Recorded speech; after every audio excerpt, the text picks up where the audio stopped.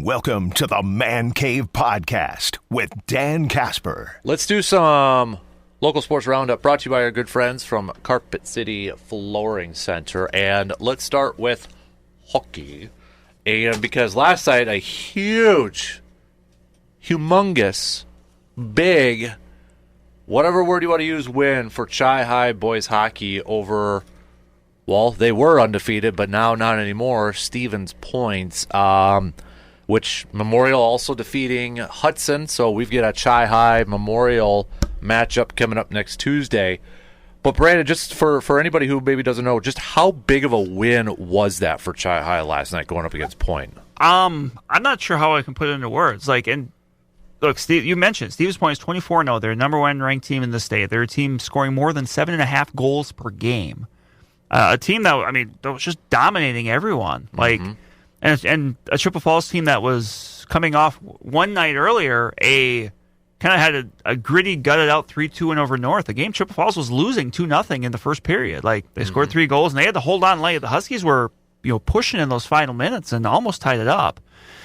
So to be able to do that and then 24 hours later go on the road and face a team that after the game, Chippewa Falls Matt Lukowitz called the best team in the state. He said, Stevens Point's the best team in the state. And to be able to do it in the manner they did it's very impressive. I talked with Coach Lukowitz a little bit after the game last night. He mentioned they kind of went into that game and they're like, look, how do we want to play this game? Do you want to try to outscore these guys, or do you want to have to play a great defensive game? And the team said, well, we got to play defense, and they did.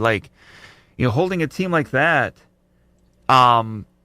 was to one goal. And keep in mind when they played in the regular season, Stevens Point beat Chippewa Falls 8-0. Yeah. That was in January, so that wasn't that long ago. But, to be able to kind of get that goal, they were down 1-0 in the game last night, get a couple goals, and then add a couple empty netters late. It speaks a lot to that Chippewa team. Matt Lukowitz kind of getting that signature win in his first year. I was going to say, his first year, coach, first year, right? A Chippewa Falls alum taking over after Scott Parker retired after last season. And this is a Chippewa Falls team that has... there's a lot of turnover from last year, a lot of kids that graduated, and several kids that are playing in the juniors now from that team. Mm-hmm. But there's still a good chunk of these kids that were on this team last year that went to state. Jackson LeMay, Brett Carlson, Ethan Foyles, 3 seniors that are their leaders scoring wise on the defense. Sam Abear, Brett Christa, guys that really helped anchor that defense that was so successful last night. A freshman goaltender in Andrew Brovel who stopped 48 shots last night, including 24 in the third period. Oh man. It's just such an impressive effort for a team that in the regular season had not won more than 2 games in a row. Mm-hmm. In talking with the team throughout the regular season, the key word was consistency. They were looking for it. They couldn't find it. Here recently they found it. Mm-hmm. And now they go into a sectional semifinal next Tuesday at Hobbs against Eau Claire Memorial. The team was coming off a pretty darn impressive win of their own, beating Hudson. Yeah. And a bit like Chi High, it was not that long ago. It was only a few weeks ago. Memorial team, granted, a Memorial team, I don't think that was at 100%, lost 12-0 to Hudson. And came back and so you got 2 teams at regular season. Kind of avenged some tough early losses, but getting an early goal there, and I think in both of these cases, these are teams that when you're in that spot in the postseason, when you're that favorite, the longer a game goes where it's tied or you can't quite pull away from somebody, the pressure's always on you as the higher seed. Mm-hmm. And I think both Chippewa Falls and Eau Claire Memorial did a great job of kind of putting that pressure on right away, coming out strong defensively. You get a period and a half into the game, and suddenly if you're that favorite that most teams are expecting to win, you're kind of looking around like, oh, we got to kind of go. Mm-hmm. And we say it all the time, but this is one of those instances where, coming from the Big Rivers, you're playing these teams. 3 of the final 4 teams in that section are from the Big Rivers. You also got New Richmond on the other half. They're playing Wausau West in the other sectional semi.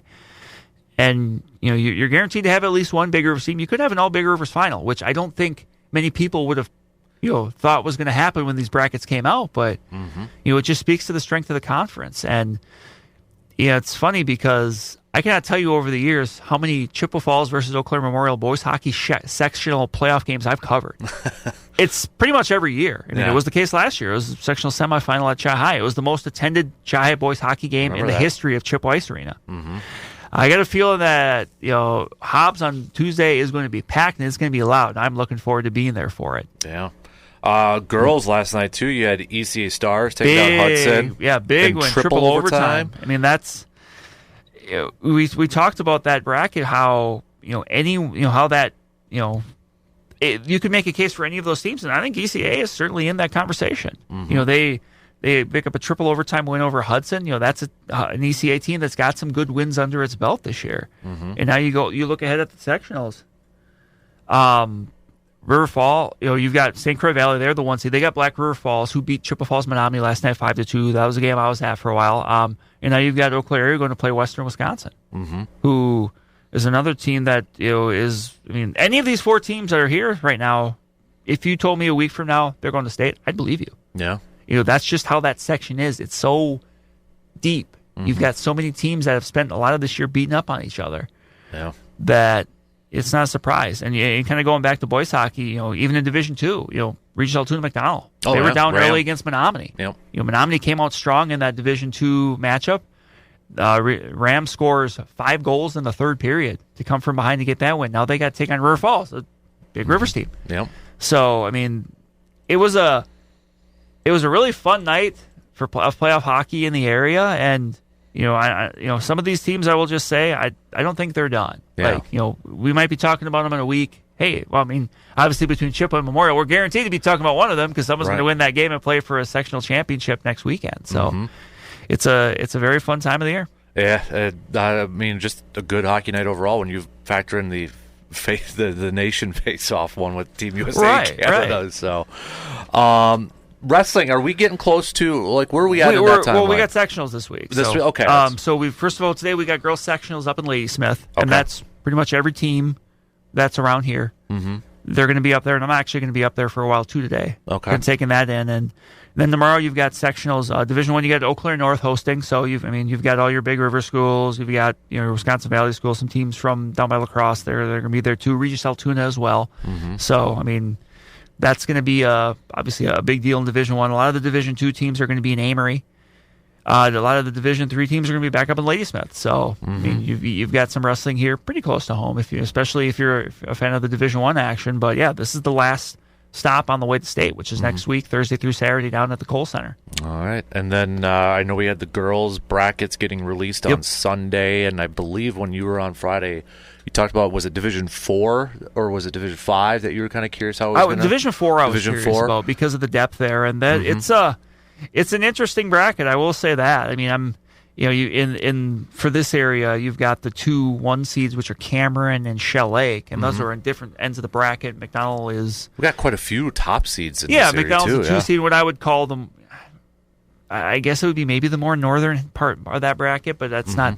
the how the teams are grouped is kind of confused me at times, but on the southern half, that's a wagon of a bracket. When you look at the rest, you got Fall Creek as a 3, you got Colfax as a 4, you got Eau Claire Regis as a 6, which one man's opinion, I thought that was a bit low for them, given the team they have, as well as just the caliber of strength of schedule. When you factor in that's a team that took a Stevens Point team that's a Division I 2 seed to overtime, and that they're a 6. But that's if you want to make a run, you got to beat the good teams at some point. So, but yeah, that gets going next Tuesday. Eau Claire Memorial, a number 1 seed in Division I. Not too much of a surprise given the great year the Old Abes have had.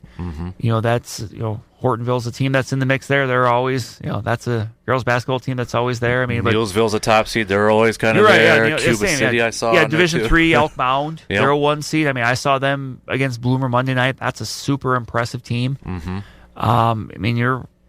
Tuesday night it starts, and then boys will learn on Sunday. We'll also, that'll be broadcast statewide, but also they're going to be broadcasting the wrestling pairings announcement too. That's something they jumped in there too with kind of these selection shows, if you will, for the different sports. That's one they're going to be doing as well. So that's coming up Sunday morning. So yeah, we're getting to go time. We've got swimming and diving state this weekend. Oh yeah, down in Waukesha. So we got obviously a lot of athletes from around here in action there.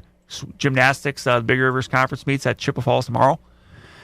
So we're getting to we are at crunch time here. This is the time of the year that when you do what I do and what Justice does, I'm sure you'll talk with him about it on Monday and stuff like that. Like, these are the times of the year that you really work for, where you just know, like, it matters. Yep. Like everything that and we mentioned with the boys hockey playoffs is the perfect example of no matter how much you think you kind of have an idea how things are going to go. Yeah. As the great Chris Berman was fond of saying, that's why they play the game. That's why they play the game. Really quick, for college-wise, local-wise, because this is the final regular season game for basketball this weekend. The men's team will be at home against Whitewater. The women's team is going to be on the road against Whitewater. Reminder, Monday is already the WIAC tournament, where the men's team, who was predicted to finish last, got the 3 seed, and the Blue Golds, free admission to anybody that wants to go to that game on Monday.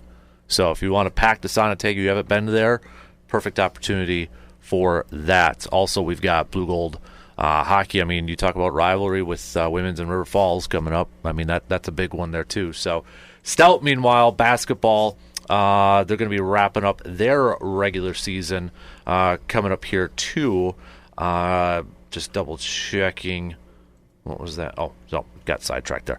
They're going to be going up against Oshkosh, so that's Stout. But got to give a shout out to Stout too, because their gymnastics team set a school record and took down number 1 Oshkosh for UW Stout too. So we're getting those seasons starting to wrap up, but spring sports for some of those teams have already kind of begun too. Yeah, because, like indoor track and softball's getting underway. Yeah. So. Baseball's already got something planned at U.S. Bank Stadium next week for the Blue Golds, so that's coming up here too. That's your local sports roundup, brought to you by Carpet City Flooring Center.